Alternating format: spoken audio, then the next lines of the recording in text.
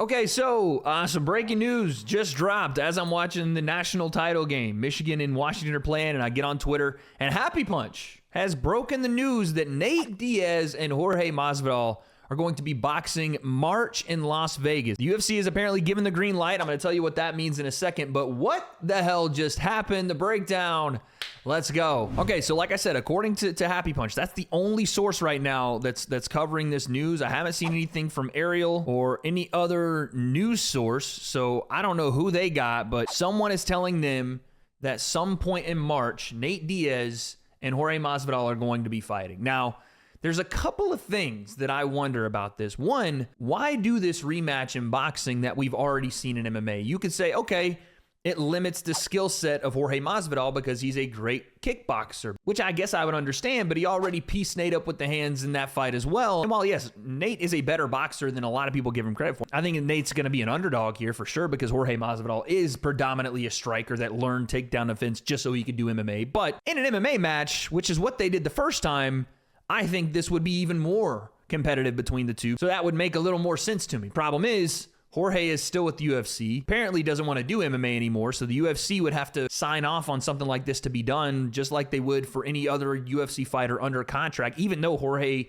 is retired, he's still probably got fights left on his deal, which means he's still got to honor those if he's doing it in MMA. And I have a feeling that Nate, having the, Real One Fight promotions and not being with the UFC under contract in any way, would either want to renegotiate with the UFC to do another MMA fight or would try to put something together with his promotion. And we know that that was part of the discussion with Jake and the PFL thing, and that apparently fell through. By the way, Jake was the one leaked the business, I think, last week when he responded to Jorge Masvidal saying he was unretired by going, yeah, going to box Nate Diaz, whatever.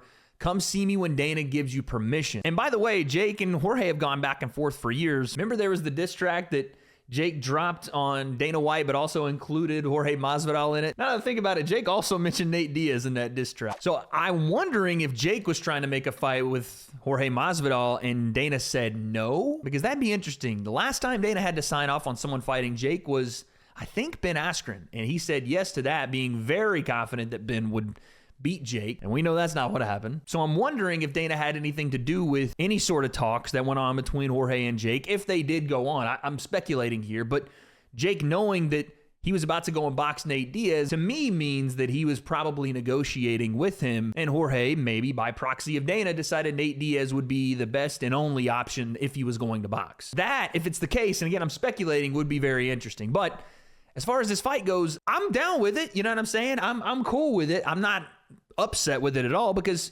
Jorge's done in the UFC. His time there is past his prime by a good amount. Same with Nate. Boxing seems to be the natural transition for guys that are done in the UFC or done with MMA. Jeremy Stevens, Nate Diaz, Chris Avila, Jose Aldo, Tyron Woodley. You tend to see a little bit of a pattern here between all of these fighters that are predominantly MMA and most of them strikers, but having to hone their skills in a boxing ring. And we know that Nate has already done this. I've spoken highly of Nate's boxing ability comparatively to what people think it is, which people think he just can't throw his hands and he's never boxed and can't box. That's not true. No, he's not the greatest boxer ever. But for this level, I think he can hold his own. Now, that being said, he should be an underdog here to Jorge Masvidal. Masvidal should beat Nate Diaz in a boxing match because really that's what Jorge has been pretty much all of his career, as a striker, boxer, kickboxer, looked up to Roberto Duran pretty much all of his life, was throwing hands in the streets, then got to American Top Team and they taught him how to kick as well. So this should go to Jorge. And although I will say, Jorge gets hit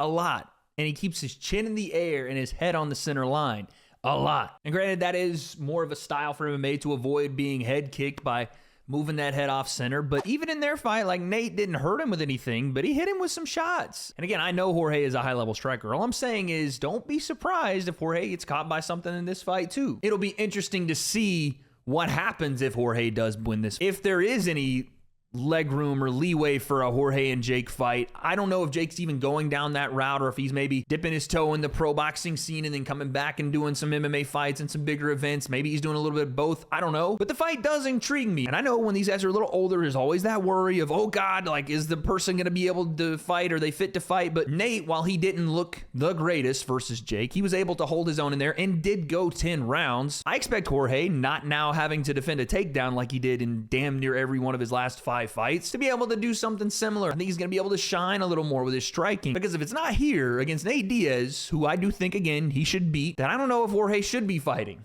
anywhere else, MMA included. So my question as to why this is happening is only based upon the fact that they already fought in MMA. And again, just for me and having the BMF belt, I think it would just make a little more sense based on the story of those two, that would be the route you go. But I get this. This is probably going to make them more money. For them, it's less taxing on the body to get ready for, and there's more potential coming out of it for a name like Jake Paul, another MMA fighter, not having to honor the contract in the UFC if you're Jorge Masvidal, and for Nate, continuing to make big money fights. It's a fun fight. I'm not mad at it. I am intrigued, though, to see what Jorge looks like just boxing now, because it's been so long since I've seen him really just strike. There is obviously that idea that what are these two older fighters going to look like? Are they deteriorated? Are they ready for a 10-round fight? We've seen that from Nate. I think Jorge's 39 now, but I think there's still some juice left there for squeezing? Pause? So like I said, it is what it is. But someone made a comment on Twitter that I thought was hilarious. This guy, Pete March, said, since the first fight was so close, why not do a rematch where we take the one thing Nate is better than Masvidal out? I mean,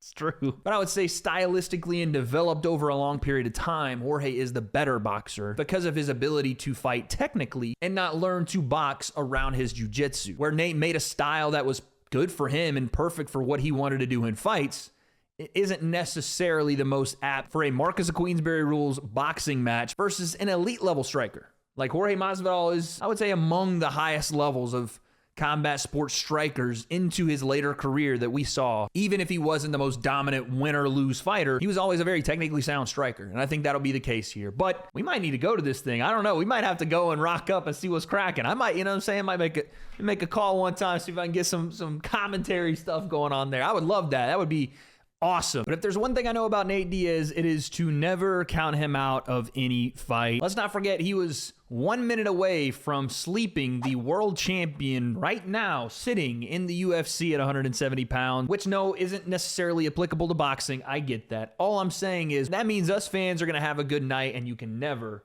take him light. Bars. And that's another point I didn't even think about, by the way, is what is the weight of this fight? What will they do it at? Nate just fought Jake at 185, and he looked a little big there. If we're saying what their natural UFC weight is, both Nate and Jorge had fought at lightweight. So 155 pounds, both have fought at 170 pounds. Now, Nate has fought boxing at 185. What does Jorge walk around weigh? And with training, is he going to cut down to 185 to 180? What's it going to be? Again, no more details as of right now. Jorge Masvidal, Nate Diaz, sometime in March, apparently confirmed by Happy Punch. Sources say that Dana is going to greenlight this one, but potentially with now the notice that Jake had about Jorge Masvidal and Nate Diaz fighting, how else would he know unless he was trying to make a deal with one of the two? We know he was talking with Nate about an MMA fight, potentially could have been talking to Jorge, and Dana said no. What happens when these two MMA legends, BMF competitors, one loss on Nate's side, one win on Jorge's, step in and start boxing? I don't have those answers, but guess we'll find out.